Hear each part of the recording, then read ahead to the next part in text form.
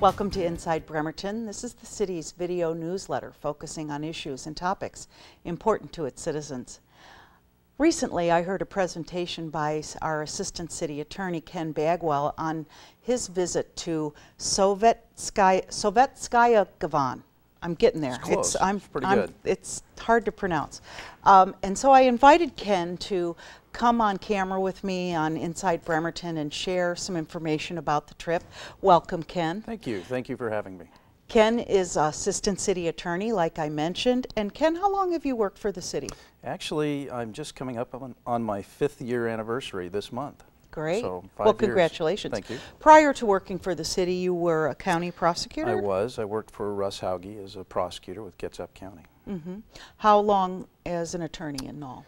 Well, I graduated from law school in 2002 and immediately started working for Russ at the county, and then actually spent a year in Bremerton as the prosecutor in municipal court, where I got to know several of the people here in Bremerton and made the move to come to Bremerton as an assistant city attorney. Well, you're a pleasure to work with, Ken. Thank you. So we're going to talk about, first of all, how did the whole connection of, we're going to call it Sov-Gavon. Right. The name of the city is Sovetskaya Gavon, and many people shorten it down to Sov-Gavon. Even citizens who live there refer to the city as Sov-Gavon, but the full name is Sovetskaya Gavon, which means Soviet harbor. How did the connection with Bremerton and Sov-Gavon start? We were approached by the Foundation for Russian-American Economic Cooperation. It's an organization in Seattle that works with municipalities in the Russian Far East to try to help them either with economic development or local issues that they're dealing with. And they do that by pairing them up with cities in the United States who might have a similar demographic or other things in common that they can work together on. And the Foundation for Russian-American Economic Cooperation actually works under the auspices of the U.S. Agency for International Development. And so back in about 2004, the Russian government, the federal government, passed a law, and they said that they were no longer going to take care of these small municipalities throughout Russia. And in fact, if you lived in an area where there were over 1,000 people in population, you were immediately a municipality, but you were on your own. You had to take care of yourself, figure it out, come up with a government. And so after that happened, obviously there was a lot of people in Russia, and particularly the Russian Far East, because it's so remote, that were looking for some assistance, and programs like what FRAC had been doing, the Foundation for Russian-American Economic Cooperation had been doing, had already been in existence, and so I think they just built on that to try to help these local municipalities improve their local government processes. And so Bremerton was selected because of our, essentially, our demographic. We have roughly 37,000 people in the city. We live on the water. There's a harbor. We have a Navy presence. And Sovetskaya Gavon is much the same. There's about 34,000 people in their city. They're on a beautiful deep water port. At one time, they were the 3rd largest military installation for the Russians on the Pacific. And so we have a lot of things in common. So they visited Bremerton summer 2008. Right, right. They first came here. Right. And how many of their citizens came? What was their interest? Well, the idea of we talk about it as a municipal exchange. We knew that there was going to be about a 3-year program where we were starting to work with these people. And their real focus out of Sov-Gavon was to learn how to engage their citizens and build trust in their local government. As an ancillary to that, they were interested in economic development and seeing what has happened in Bremerton over the last several years. Obviously, they were interested in that. But their real focus was, how do we engage our citizens? How do you do that? And so they sent several people from their local government. I think there were 4 of them from the local government of Sovetskaya Gavon who came. And then they also sent a representative from the regional government. They call it a CRI. It's kind of like a state in the United States. Okay. And then there was also a gentleman who had been involved in projects like this in the past, who was from Moscow and was a doctorate in economics, and was also helped to facilitate the discussion a little bit. He didn't speak great English, but he could at least understood some of the ideas that we were talking about. Was there a huge language barrier? Did we provide, was there an interpreter? We did have an interpreter. Frey provided an interpreter, which was absolutely necessary. They did not speak, well, very little English, and then I didn't speak any Russian, and we didn't have anyone else really within the city government who could speak Russian. So Frey provided an interpreter who was great. He did a great job while he was here. So they probably attended our city council meetings, study sessions per se, and yeah, we set up it was a pretty wide-ranging week for them. We started off, we wanted to just introduce them to the area and show them where we live here. They arrived on a Sunday afternoon, and they were exhausted from their travels, and so we started officially the next day, and Mayor Bozeman welcomed them to the city. And we spent the day introducing them to individuals in the city who they'd be talking to through the rest of the week. And then that night took them to dinner out at Kayana Lodge. Oh, nice.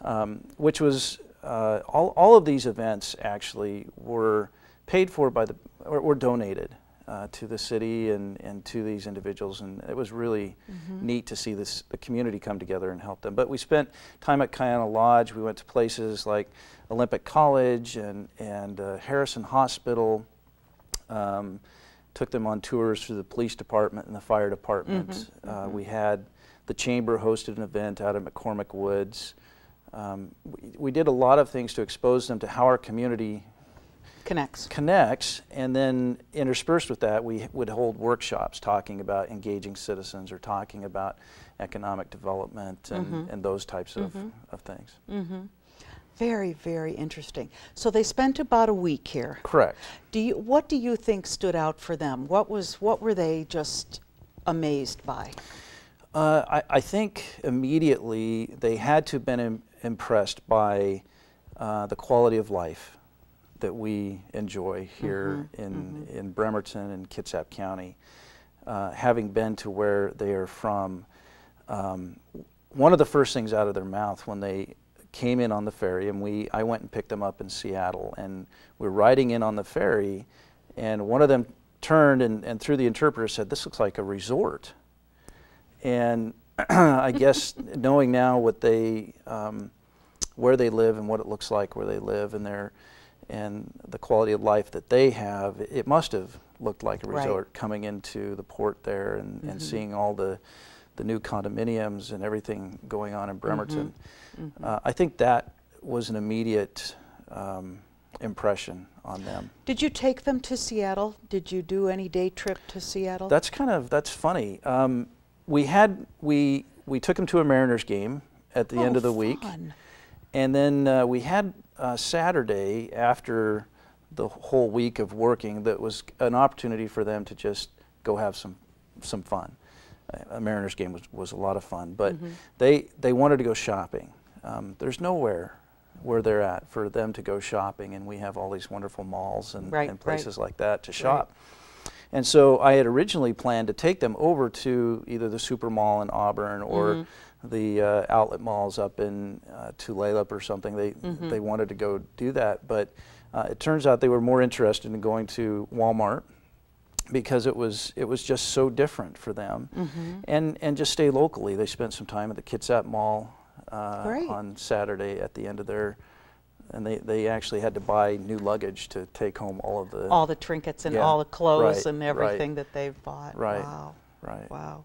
Well, we're going to hear about the contrast next. We're going to take a short break, and when we come back, we're going to hear about Ken's trip to Sovetskaya Gavon, and it's going to be very interesting. So stay with us. We'll be right back.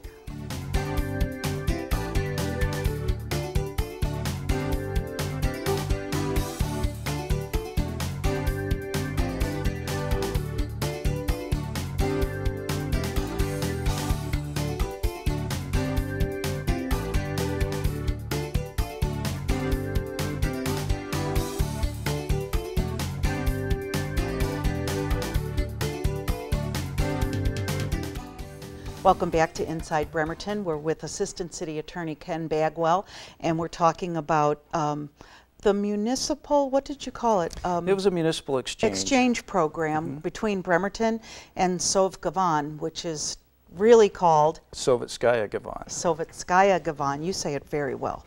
And in backtracking just a little, the citizens, a few of them, how many were there in all? Well, there were 5 who were representing governments, and then there was an additional person. His name was German Vetrov, who was working in conjunction with Frake, who was from Moscow, who also came along. So 6 citizens from Gavon came to Bremerton in 2008.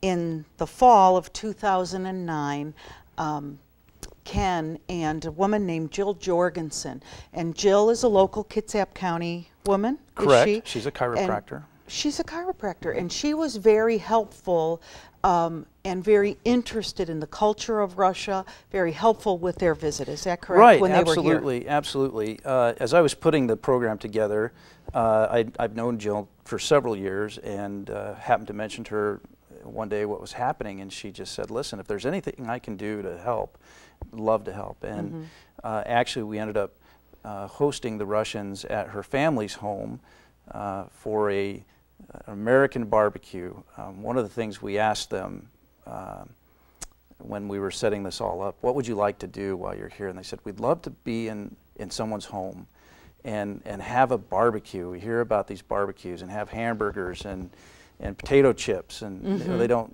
have things like that. Yeah, they don't have that. Yeah. And so we did that at Jill's family's home, and then she got to know them, and from that point spent some time with some of the women, and you know, went shopping and did things like that with them, yeah, and so made that connection. And they invited her to come back. They wanted to spend more time with her and get to know her.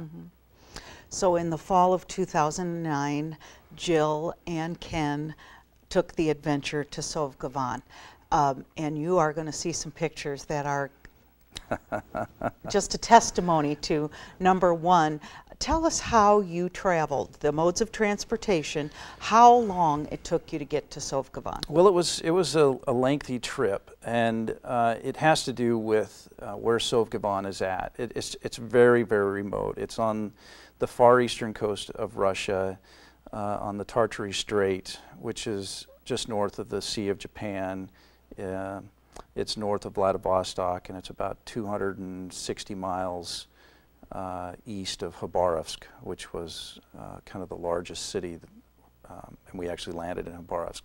We left Seattle and flew through Tokyo, Japan, and then from Tokyo, Japan, flew to Seoul, Korea. And as you know, those are long flights. Yeah. I don't remember the exact timing, 9 or 10 hours to Tokyo, and then 2 or 3 more to Korea. Spent the night in Korea, and then got up and flew from Korea into Khabarovsk, Russia. And Khabarovsk is a city of about 750,000 people, but still it's remote.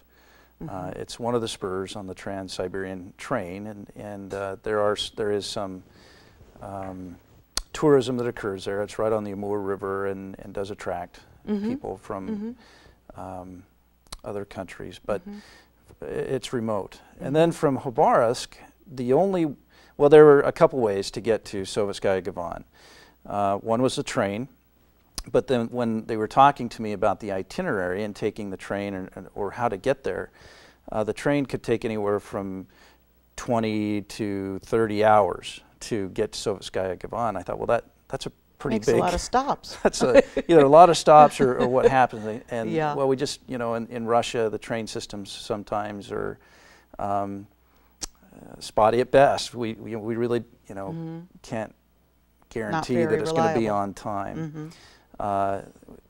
There's an airport, but the airport's hit and miss because sometimes it's closed and sometimes it's not. And frankly, the airplanes going in and out of Sovetskaya Gavon weren't apparently the most reliable either.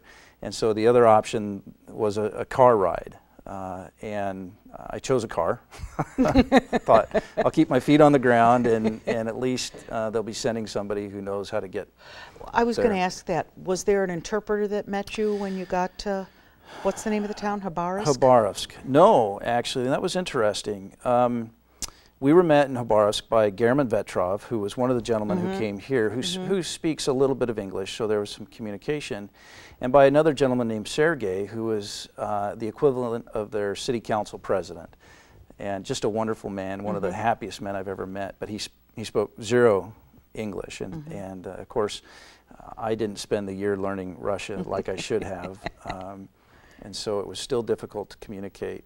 We finally had an interpreter when we arrived in Sovetskaya Gavon, but interestingly, she had never spoken to a real person using English. She had learned it off of the internet, and it was still difficult to communicate at times. But Sovetskaya Gavon was a 9-hour car ride, 260 miles, which for us, we would do fairly quickly. Yes. But it was 9 hours of some of the... What kind of car were you driving? It was little a tiny thing, big, giant? It was an SUV, a small SUV, a Nissan. Interestingly enough, they drive on the same side of the road that we do, but a lot of their cars are imported from Japan, and the steering wheel is on the right side of the car. So you can imagine driving down the right side of the road, but the steering wheel is on the right side of the car. Yeah, that was a unique experience. Right. As people tried to pass, they would rely on the passenger to let them know if there was traffic coming or not. But it was a Nissan, a 4-wheel drive SUV, which it had to be because the roads to get to Sovetskaya Gavon were just horrible. They started out okay, and then they just got worse and worse and worse. Yeah, they were paved, but frankly, we complain about our roads here. We haven't seen a pothole. That's right. That's right. Cars actually disappear in potholes there. Oh, Lord. And then when the pavement ended, the road was a packed gravel dirt road, and it was pretty nice for a while. And then conditions just really got bad, and it got muddy and rough, and I was thrown around in the back of that car for several hours, and I was exhausted by the time I got there. At one point, I hit my head on the top of the roof of the car as we were bouncing our way through there, and at times you didn't even really know where the road was or not. It was an interesting experience, and that's how they get there. They travel that road all the time to go to Khabarovsk for a lot of their services. Big shopping. All of their groceries come through that road, and it's really they've been doing road construction on it for years and years to try to make this a better place or a better way to travel. But what was the climate like in September when you were there? Sovetskaya Gavon is on the same latitude as the city of Bremerton, but they were probably 2 to 3 weeks ahead of us in the season. Meaning we left September 17th, so later in the fall, when we arrived there, noticed that their leaves had changed. They were beautiful, beautiful scenery, and some of the pictures that you'll see show the scenery there. And as far as climate goes, there were days where it was in the 50s, and there were a couple days where it was in the 70s. So what was your initial impression when the fella said, "Here we are"?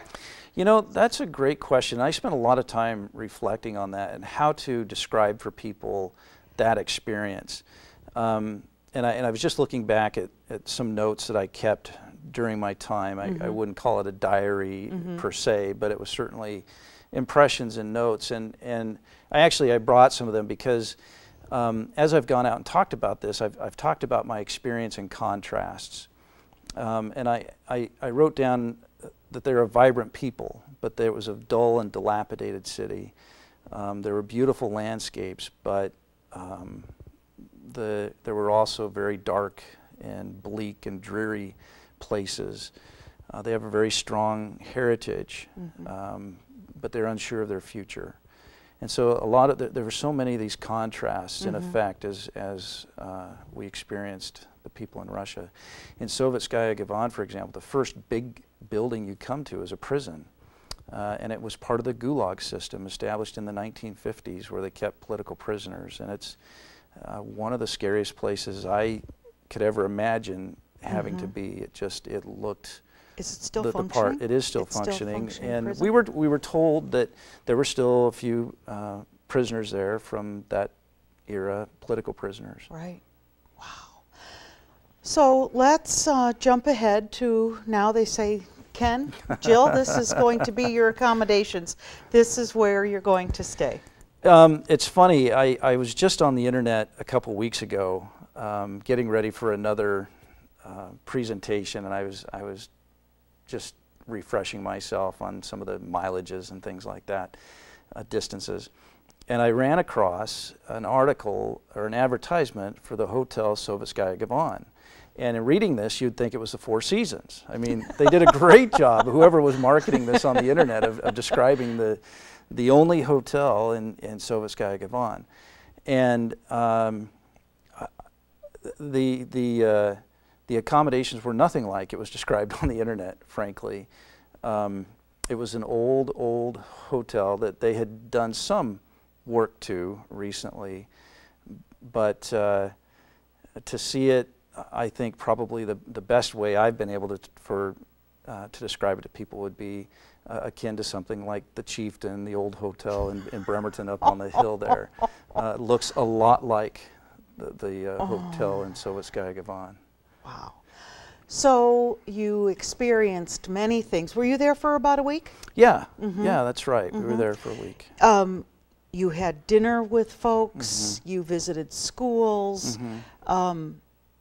Did you attend? You attended their comparable city council? Actually, no. Meeting? They did not have a city council meeting while I was there, but we held meetings from sunup to sundown. It seemed like. Where I would work with people and try to help them understand a particular topic. One of them might have been engaging citizens again and following up with them. What they had done to try to help work on engaging citizens and build trust was they picked a project. They wanted to build a park in Sovetskaya Gavon, and they were going to rely on their citizens to help them. And so between the time they'd come to Bremerton... Was there any park in the city at this point? Yes. It's interesting. They have little tiny, we call them pocket parks here, in and around the apartment buildings where everybody lives, with, playground equipment, but they're not kept not at up. All like, no, it's unfortunate. And then there was a beautiful piece of property out on the water that we'd love to have here in Bremerton, but they wanted to build that into a nicer place for their citizens. And so between the time they'd been to Bremerton and the time that I was coming, they had started working on this, and they'd actually had their first official public meeting on a topic before I had arrived. But in arriving, they were very frustrated because the people just weren't engaging. And so we spent a lot of time talking about why that might have been. For many years, the Russians have been living in a regime where... They were never asked. They were never asked, and if they were asked, the people were very suspicious about what would happen if they answered and it maybe wasn't the right answer. So that requires a huge paradigm shift. Right. And I think it was difficult for them to see that and acknowledge that, and at the same time they had chosen this massive piece of property that would take lots and lots of work. And so we talked about how maybe taking baby steps is a better idea, and you have all these little tiny pocket parks, and all it takes is a little bit of paint on the playground equipment and mowing the lawn and getting your citizens engaged and actually seeing some results. And there were some eye-opening experiences where everybody in the room recognized that, oh wow, we can do something. Let's just start in a different place. Ken, talk to us about your visit to with the family and their little apartment and how a family lives.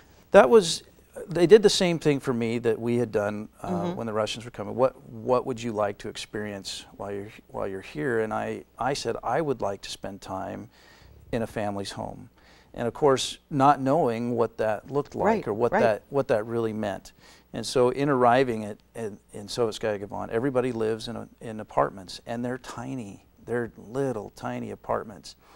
But like a bedroom and a living room and a kitchen? Well, not even a living room. The apartment where we had dinner, there was a master bedroom, there was another bedroom that was an office, and there was a kitchen. That was it. And they were small rooms. I wouldn't even begin to guess at the square footage. It was small. And the bathroom was the same size as a bathroom on an airplane. I mean, there was just not much room within this apartment. But at the same time, they took incredible pride in that apartment. So we were invited to have dinner and spend time with a family who had been deemed the most musically talented family in the Khabarovsk Krai. And the mother's name was Irina. They called her Big Mama. And the dad was a prison guard, actually, in the prison, and they had a 16-year-old daughter. Mom played the accordion, daughter played violin, and dad played the guitar. And we spent 6 hours in their home eating dinner and listening to them sing. And it was a very powerful experience.